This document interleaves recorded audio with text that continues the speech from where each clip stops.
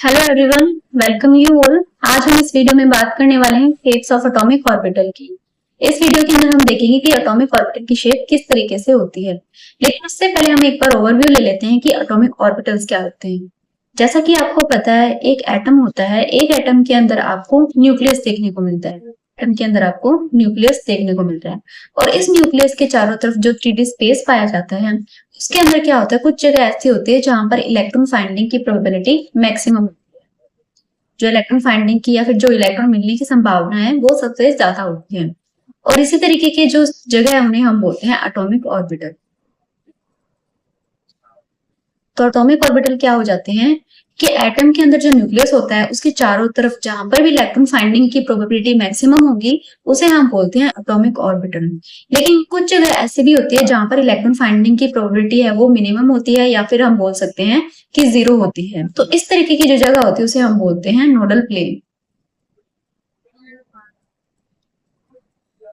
तो अभी आपको दो बातें पता लग गई, एटॉमिक ऑर्बिटल क्या होते हैं और नोडल प्लेन क्या होते हैं। एटॉमिक ऑर्बिटल वो जगह होती है जहां पर इलेक्ट्रॉन फाइंडिंग की प्रोबेबिलिटी मैक्सिमम होती है और नोडल प्लेन वो जगह होती है जहां पर इलेक्ट्रॉन फाइंडिंग की प्रोबेबिलिटी जीरो होती है। अब हम एक बार इसे स्ट्रक्चर के थ्रू भी समझ लेते हैं। वैसे तो आपको पता है कि किस तरीके से हम स्ट्रक्चर ड्रॉ करते हैं, लेकिन एक बार फिर भी हम समझने के पॉइंट ऑफ व्यू से देख लेते हैं। आप जनरली एटम की स्ट्रक्चर कुछ इस तरीके से ड्रॉ करते हो। यहाँ पर ये न्यूक्लियस और न्यूक्लियस के चारों तरफ आपको इस तरीके से कुछ शेल्स दिखाई देंगे। ऐसे जो रिंग जैसी स्ट्रक्चर होती है इसे हम क्या बोलते हैं, इन्हें हम बोलते हैं शेल। तो जो हमने क्वांटम नंबर वाली वीडियो देखी थी उसके अंदर हमने इन सबको अच्छे से समझा था कि शेल क्या होते हैं, सब शेल क्या होते हैं और इन्हें हम किस तरीके से फाइंड कर सकते हैं। तो ये हो गया के शेल, ये हो जाता है एल, एम, एन, ये सब क्या है, ये सभी शेल्स हैं। अब इन शेल्स के अंदर आपको कुछ सब शेल्स भी देखने को मिलते हैं जिन्हें हम बोलते हैं एस, पी, टी और एफ सब शेल। तो हम यहाँ पर क्या करेंगे, हम यहाँ पर लिखते हैं सब शेल को, एस सब शेल, टी, डी और एफ सब शेल। अब ये जो सब शेल आपको दिखाई दे रहे हैं, इन सब शेल के अंदर क्या होते हैं, एटॉमिक ऑर्बिटल होते हैं। एस सब शेल के अंदर आपको एक एटॉमिक ऑर्बिटल देखने को मिलेगा। पी के अंदर आपको 3 एटॉमिक ऑर्बिटल देखने को मिलेंगे। डी के अंदर आपको 5 एटॉमिक ऑर्बिटल देखने को मिलेंगे और एफ के अंदर आपको 7 एटॉमिक ऑर्बिटल देखने को मिलेंगे। अब इनके अंदर 3, 5 और 7 एटॉमिक ऑर्बिटल ये किस तरीके से फाइंड किया था हमने, ये हमने किया था मैग्नेटिक क्वांटम नंबर से।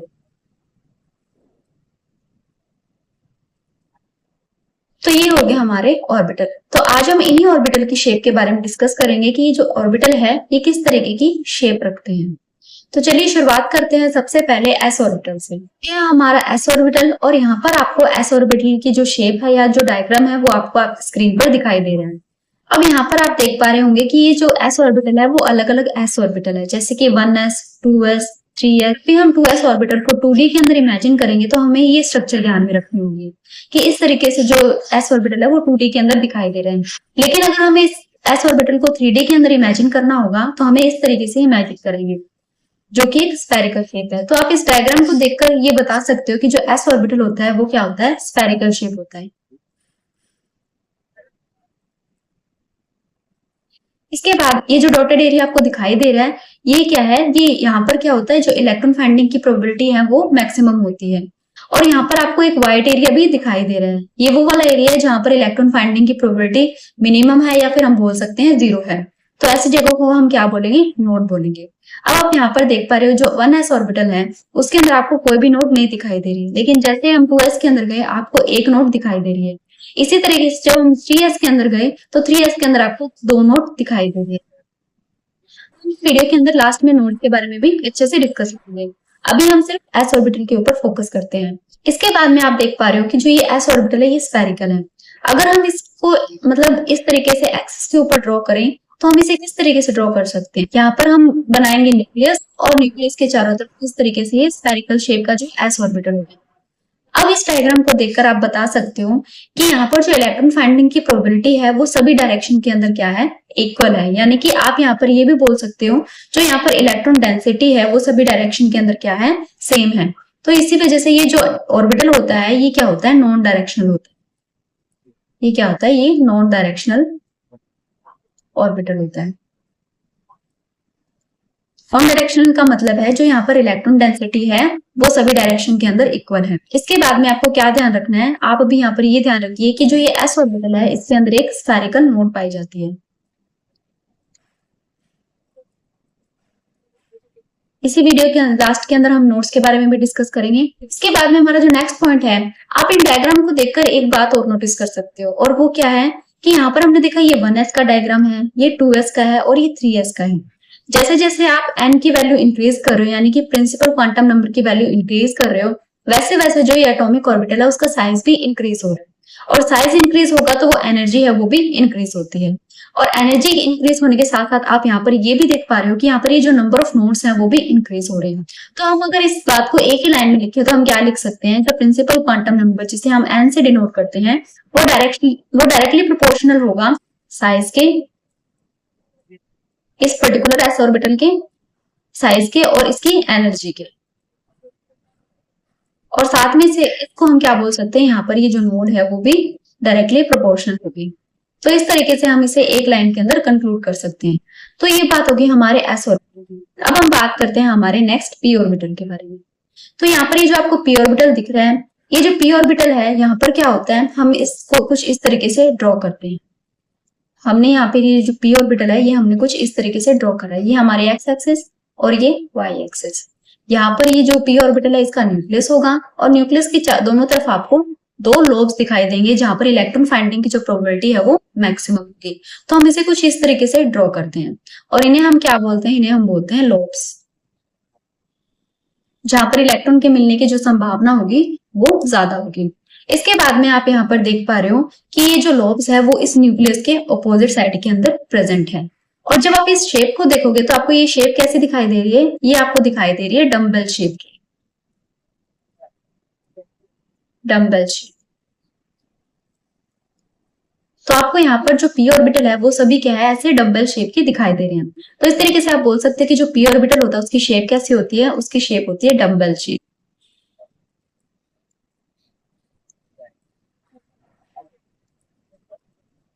इसके बाद में आपको पता है जो p ऑर्बिटल है, p ऑर्बिटल के अंदर आपको पता है 3 एटॉमिक ऑर्बिटल पाए जाते हैं, और ये 3 एटॉमिक ऑर्बिटल हमने कैसे निकाले थे, हमने निकाले थे मैग्नेटिक क्वांटम नंबर से। तो एक बार आप क्वांटम नंबर वाली वीडियो भी जरूर देखिए। इसके अंदर आपको दिखाई दे रहा है कि ये जो तीनों एटॉमिक ऑर्बिटल है ये क्या है, इक्वल एनर्जी के है। तो इक्वल एनर्जी के जो एटॉमिक ऑर्बिटल होते हैं उन्हें हम बोलते हैं डीजेनरेट। ये क्या है, डीजेनरेट एटॉमिक ऑर्बिटल। इसके बाद में यहाँ पर हमने देखा था कि जो p ऑर्बिटल है, p ऑर्बिटल क्या करते हैं, इनकी साइज और शेप ये सभी तो इक्वल होंगी, लेकिन इनकी क्या होगी, ओरिएंटेशन डिफरेंट होगी।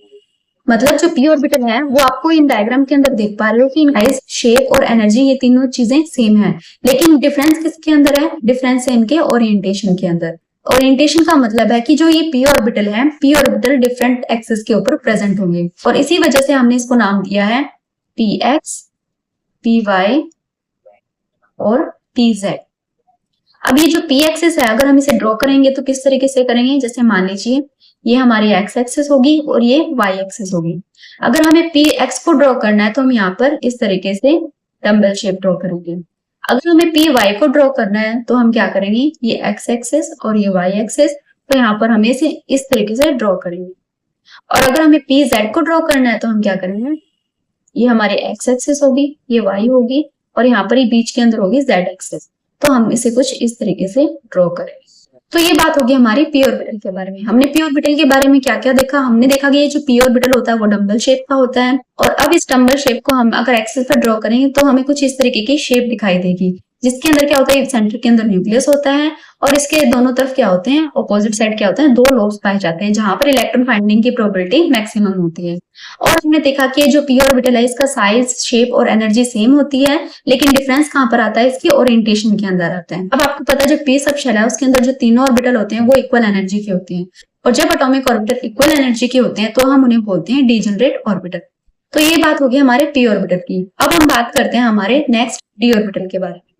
तो जब हम d ऑर्बिटल को देखते हैं तो यहाँ पर आपको 5 d ऑर्बिटल दिखाई देंगे, क्योंकि हमें पता है कि जो d सब शेल होता है उसके अंदर 5 हमें एटॉमिक ऑर्बिटल देखने को मिलते हैं, और इन 5 एटॉमिक ऑर्बिटल का हम पता करते हैं मैग्नेटिक क्वांटम नंबर से।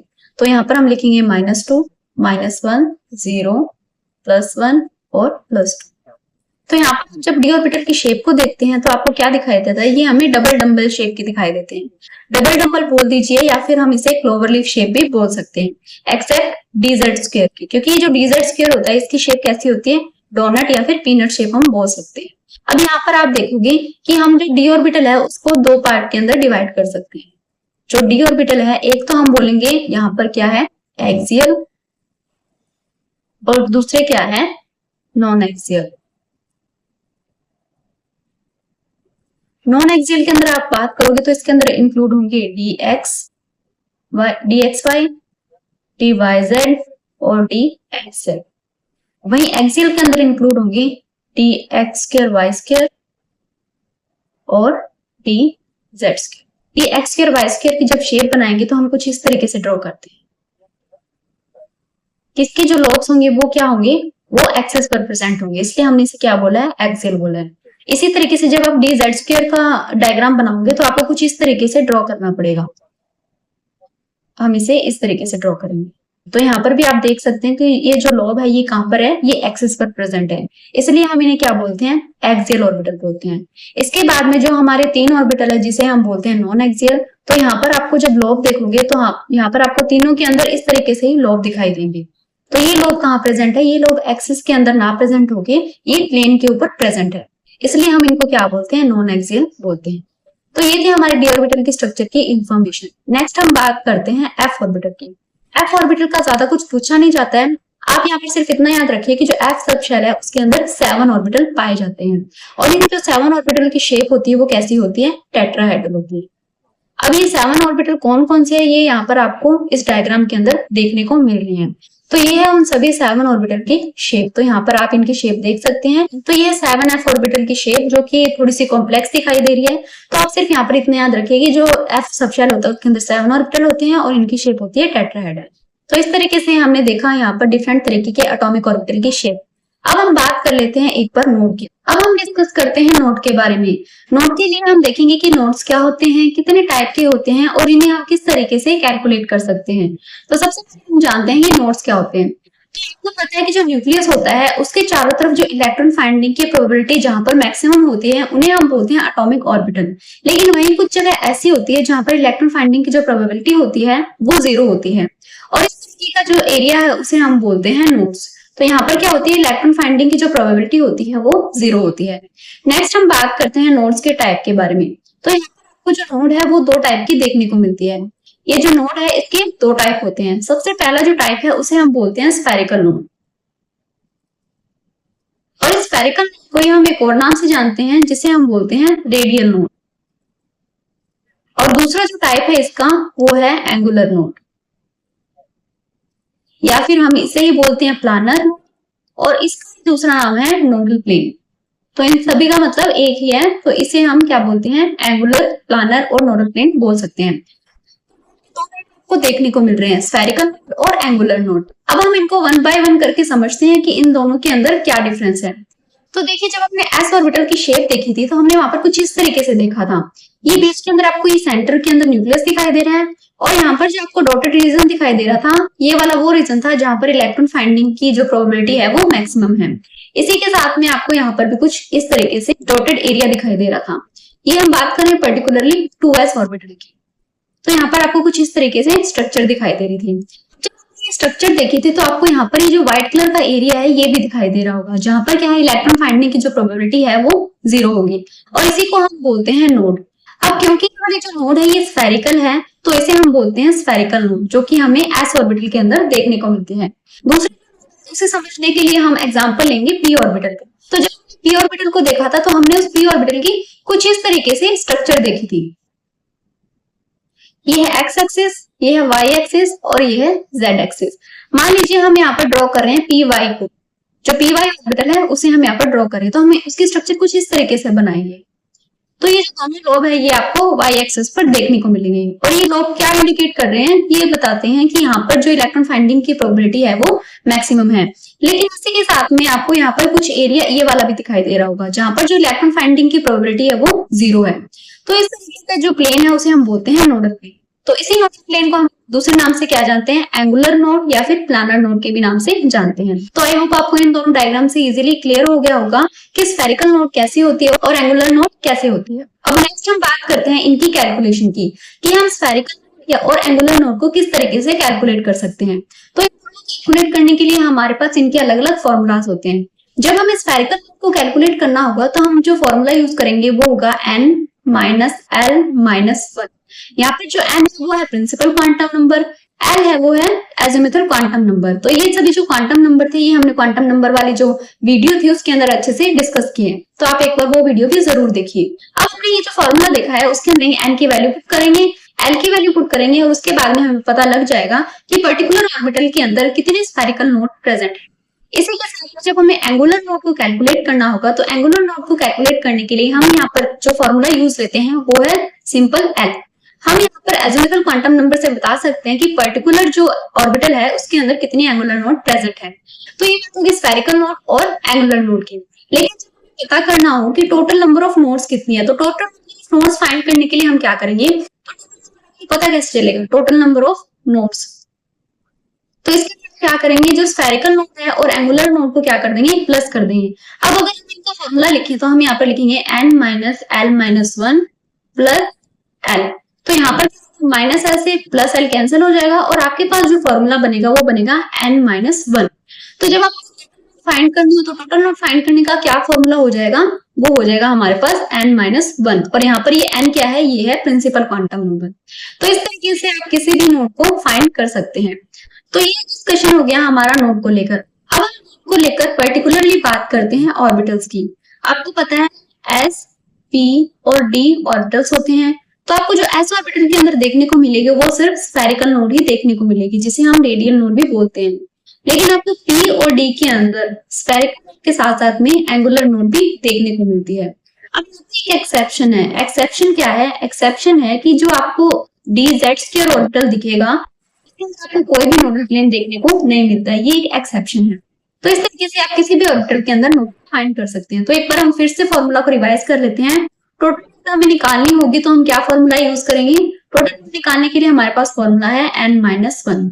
जब हमें एंगुलर नोड पता करनी होगी तो हम एंगुलर नोड के लिए क्या फॉर्मूला यूज करेंगे, वो है l यानी कि एजिमुथल क्वांटम नंबर।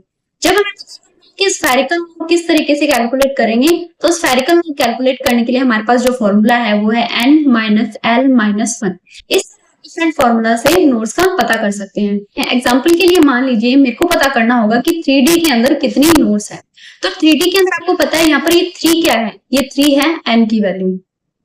और यहाँ पर ये जो d दिखाई दे रहा है, जब हम बात करते हैं s, p, t और f, आपको पता है इन सबके लिए जो l की वैल्यू होती है वो होती है s के लिए 0 होती है, p के लिए 1, d के लिए 2 और f के लिए 3। तो यहाँ पर मेरे पास है d। तो यहाँ पर जो l की वैल्यू आएगी वो आएगी 2। तो हमारे पास जो l की वैल्यू आ जाती है वो आ जाती है 2। तो टोटल नोड फाइंड करने के लिए हमारे पास जो फॉर्मूला है वो है n माइनस वन, यानी कि यहाँ पर आएगा 3 माइनस वन, यानी कि हमारे पास जो इसमें 3D ऑर्बिटल के अंदर वो होगी 2।